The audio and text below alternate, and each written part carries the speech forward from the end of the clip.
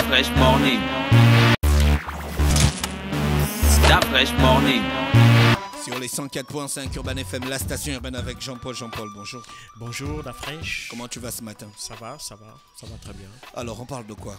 Eh ben, on va parler de Charles Blé Goudé et de Je Laurent savais que tu Gbagbo. allais parler de ça. La décision de la CPI. Exactement, il faut recontextualiser les choses. Eh ben, le 15 janvier 2019, Charles Blé Goudé, enfin Laurent Gbagbo et Charles Blé Goudé, donc l'ancien président de Côte d'Ivoire et son ex-ministre de la Jeunesse, avaient été acquittés par la CPI de toutes les charges relatives aux crimes de guerre et crimes contre l'humanité dont ils faisaient l'objet depuis une dizaine d'années. Alors, cette décision avait fait immédiatement l'objet d'un appel par la procureure de la CPI, Madame Fatou Bensouda, et donc un arrêté qui maintenait en liberté provisoire Laurent Gbagbo et Charles Blé Goudé avait été prise par cette même cour-là. Alors, donc cet arrêté-là faisait que les libertés étaient restreintes pour Charles Blé Goudé et Laurent Gbagbo. Laurent Gbagbo, à la suite de cette décision-là, avait trouvé un asile notamment en Belgique, notamment dans la région de Bruxelles, mais Charles Blé Goudé avait décidé de rester aux Pays-Bas, donc à La Haye. Donc, du fait de cet arrêté-là, ils étaient astreints à un certain nombre d'obligations, et donc parmi celles-ci, il y avait notamment l'obligation de ne pas se déplacer hors des limites de la municipalité dans laquelle ils se trouvaient. Ils avaient également l'obligation de remettre au greffe toutes leurs pièces d'identité et en particulier leur passeport. Ils devaient également se présenter chaque semaine auprès des autorités de l'état d'accueil ou auprès du greffe. Ils devaient se conformer également à toute autre condition raisonnable imposée par l'état dans lequel ils se trouvaient. Et donc, par la suite de cela, les avocats de Laurent Gbagbo ont déposé une requête auprès de la cour d'appel du tribunal de La Haye demandant l'annulation de cet arrêté-là et réclamant la liberté sans condition de Laurent Gbagbo. Et donc c'était la raison de l'audience d'hier, au cours de laquelle le tribunal, la cour d'appel a expliqué que dans la requête qui avait été déposée par les avocats de Laurent Gbagbo, il n'était pas clairement fait mention, ou bien il n'était pas clairement fait la démonstration que la cour, en prenant cet arrêté de liberté conditionnelle, avait manqué à respecter le droit des accusés ou avait commis une erreur de jugement dans l'application de celle-ci. Et donc, elle a rejeté cette requête de demande de liberté sans condition. Néanmoins, elle a revu certaines conditions de cet arrêté-là. Donc, à savoir que désormais, Laurent Gbagbo et Charles Blé Goudé pourront sortir au-delà de la municipalité, au-delà de la vie dans laquelle ils purgent leur peine de liberté conditionnelle. Ils n'ont plus l'obligation de déposer leurs pièces soit au greffe, soit auprès des autorités des pays dans lesquels ils se trouvent. Ils n'ont plus aussi l'obligation de chaque semaine aller se présenter devant les autorités ou devant le greffe. Et enfin, ils n'ont plus l'obligation également de justifier de leur déplacement à l'intérieur de la ville dans laquelle ils se trouvent. Néanmoins, d'autres conditions ont été maintenues, c'est-à-dire qu'ils restent à la disposition de la justice, notamment parce que la décision qui a été prise hier n'a rien à voir avec l'appel qui a été porté par la CPI sur la même affaire, c'est-à-dire que sur les accusations de crimes de guerre et de crimes contre l'humanité. Donc la décision d'hier n'a absolument rien à voir avec l'appel. Cet appel reste maintenu et c'est la raison pour laquelle Laurent Gbagbo et Charles Blé Goudé sont astreints à être toujours à la disposition de la justice. Et donc lorsque les audiences, notamment relatives au jugement en appel de leur affaire, seront portées par la CPI, Charles Blé Goudé et Laurent Gbagbo auront l'obligation de se présenter devant la CPI. Donc c'est une victoire importante pour Laurent Gbagbo et ses avocats et également pour Charles Blé Goudé. C'est un pas de plus vers la liberté totale, selon l'avis des avocats des deux prévenus. Ils estiment que même si évidemment il y a encore une obligation, c'est celle de devoir venir, c'est celle de donner la garantie, et cette garantie-là, ils pensent qu'ils l'ont offerte à la CPI, c'est-à-dire que dès lors que l'audience pour l'appel concernant les accusations de crimes de guerre, de crimes contre l'humanité dont ils font l'objet, ils seront bel et bien présents à La Haye. Donc pour eux, même s'il y a cette obligation-là, mais la victoire est là, ils sont désormais un peu plus libres de leur mouvement, même si ils restent toujours sous le coup de cette poursuite, de poursuite judiciaire. Alors, pour Laurent Gbagbo, pour Laurent Gbagbo et Charles Blé-Goudé, qu'est-ce que ça veut dire maintenant? Pour le moment, on n'en sait pas trop, on n'en sait trop rien parce que il faut bien entendu, pour les partisans de Laurent Gbagbo, qui sont nombreux en Côte d'Ivoire, ils estiment que après cette décision de la Chambre d'appel, Laurent Gbagbo pourrait certainement retourner en Côte d'Ivoire. Rien n'en est moins sûr parce qu'il faudrait déjà que les autorités ivoiriennes puissent lui accorder l'autorisation de revenir. C'est la même chose également pour Charles Blé-Goudé. Rien n'en est moins sûr, d'autant plus que pour ce dernier, celui-ci n'a jamais caché sa volonté de briguer la prochaine élection présidentielle. Et donc, pour lui, il serait extrêmement important d'accélérer les choses. C'est même l'une des raisons des divergences de point de vue concernant la stratégie que Charles Blé-Goudé et Laurent Gbagbo avaient mise en œuvre, notamment pour démontrer leur innocence par rapport aux accusations dont ils font l'objet. C'est justement la durée de la procédure ou, disons, la vitesse à laquelle cette procédure est mise en œuvre. Pour Charles Blé-Goudé, il est plus qu'impératif que cela se fasse assez rapidement pour lui permettre, lui, d'aller briguer cette élection présidentielle qui aura lieu en novembre prochain. Pour Laurent Gbagbo, ce n'est pas ça. Laurent Gbagbo, lui, la première chose qu'il voudrait, qui l'intéresse, c'est de faire la démonstration devant la Cour, que ce soit en première instance, ça c'est déjà fait, maintenant c'est devant la Cour d'appel, éventuellement, si ça va même jusqu'en Cour de cassation, c'est faire la démonstration aux yeux de la justice internationale et surtout aux yeux de la Côte d'Ivoire et du monde entier qu'il n'a absolument rien à voir avec les accusations de crimes de guerre et de crimes contre l'humanité dont il a fait l'objet, et donc que sa détention est d'autant plus une détention politique qu'une véritable détention judiciaire. Donc pour lui, c'est ça le plus important. Pour Charles Blé-Goudé, le plus important, c'est d'accélérer le tempo pour lui permettre, lui, d'être le plus rapidement libéré et d'aller briguer, participer à cette élection présidentielle, là où, de manière un peu plus générale, de revenir dans l'arène politique en Côte d'Ivoire. Bon, maintenant, là, n'en est rien sûr parce que d'un côté, il faudra attendre, évidemment, l'attitude du gouvernement ivoirien. Il ne faut pas oublier que dans cette affaire judiciaire, le gouvernement ivoirien s'était porté partie civile contre Laurent Gbagbo, l'accusant d'être à l'origine de la crise post-électorale en 2010 qui avait fait environ plus de 3000 morts.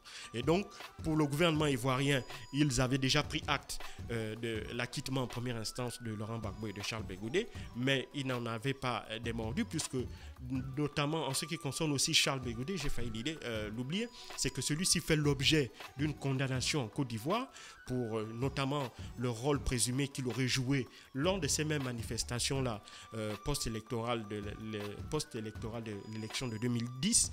Et donc, il est clair que même en revenant en Côte d'Ivoire, Charles Blé-Goudé devra répondre de ces actes-là devant la justice. Mais d'autant plus que sur un plan purement moral, il serait plus difficile pour les autorités ivoiriennes de pouvoir l'accuser d'avoir commis des crimes pour lesquels la justice internationale l'aurait acquitté.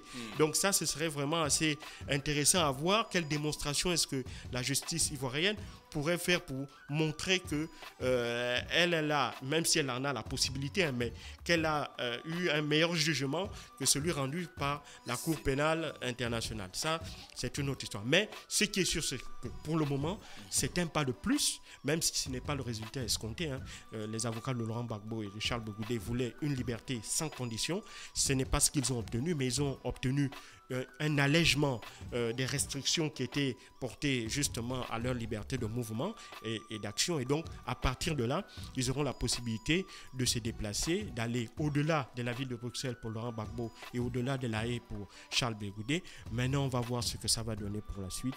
Et ça, évidemment, seul le temps nous le dira. Merci Jean-Paul avec nous ce matin. Il y a Donald Trump qui a demandé d'ouvrir les lieux de culte.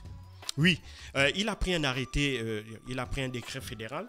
Il faut savoir qu'en la matière, les gouverneurs déjà avaient demandé, les gouverneurs avaient maintenu fermé, notamment dans l'État de New York, la fermeture des lieux de culte pour lutter contre la pandémie.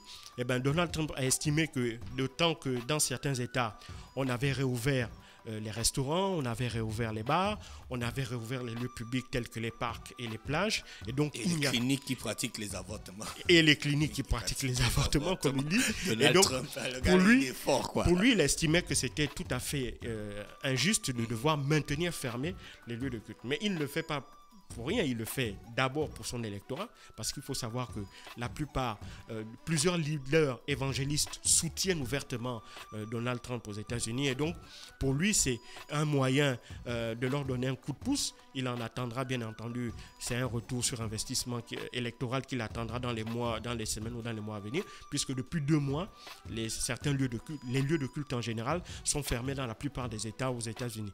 Et donc pour lui, il s'agissait officiellement de rétablir, de mettre fin à une injustice, rétablir un certain équilibre par rapport aux bars, restaurants et autres structures qui ont fait l'objet d'une ouverture, même sous condition.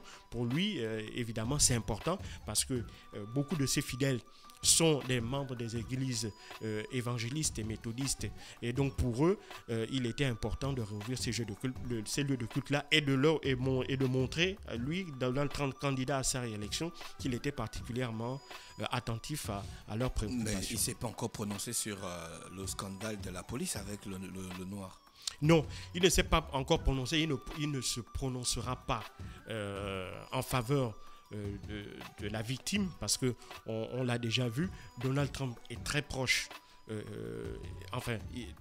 Disons que Donald Trump, je ne dirais pas qu'il est proche des milieux suprémacistes blancs, mais il n'a jamais condamné des actes posés par des groupes suprémacistes. Ça, c'est la première chose. La deuxième chose, c'est qu'il n'a jamais condamné aussi des actes commis par des policiers blancs sur des personnes de couleur ou sur des personnes issues de minorités. Et troisièmement, Donald Trump est proche de la NRA, donc la National Rifle Association, qui est le plus gros lobby d'armes à feu aux États-Unis. Et donc, pour ces 3 raisons-là, Donald Trump n'a jamais pris parti officiellement sur le plan politique en faveur de victimes, soit de bavures policières, soit d'utilisation d'armes à feu. Même si en l'occurrence ici, aucune arme à feu n'avait été utilisée, il s'agit d'une interpellation.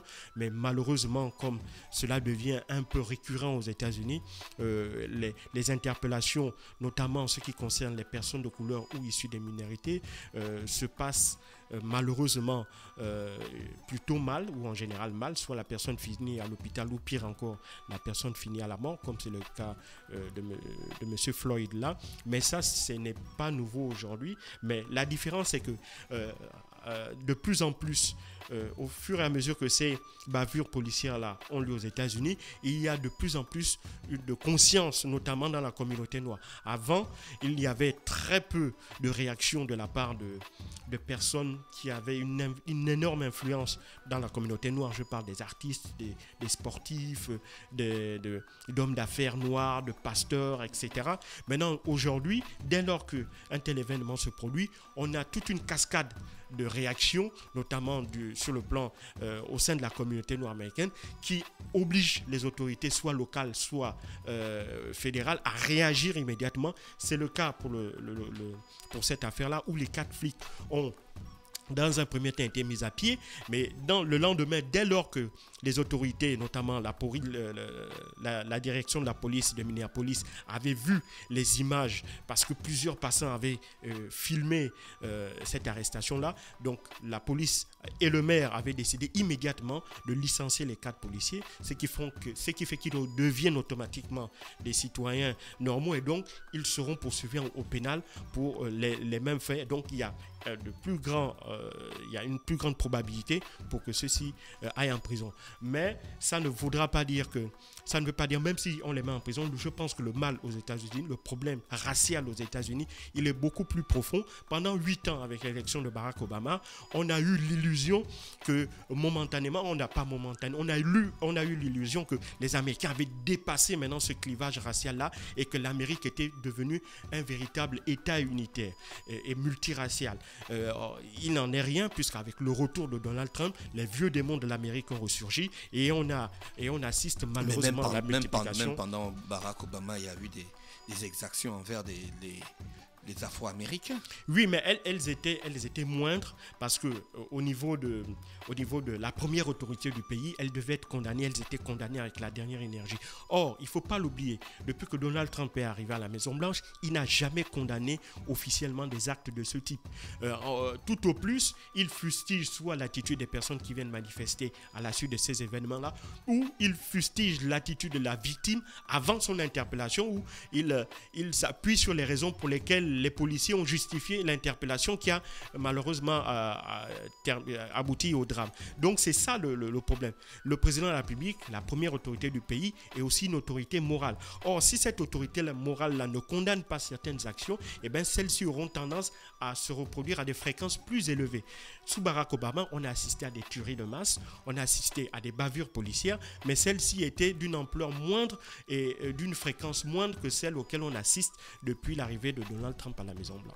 Merci Jean-Paul qui est avec nous ce matin sur les 104.5 Urban FM, la station urbaine dans le Da Fresh Morning, qui revenait donc sur des questions de la CPI et du racisme aux États-Unis. On repart en musique et on va retrouver Gina dans quelques minutes pour les propos introductifs et le petit clin d'œil. Da Fresh Morning.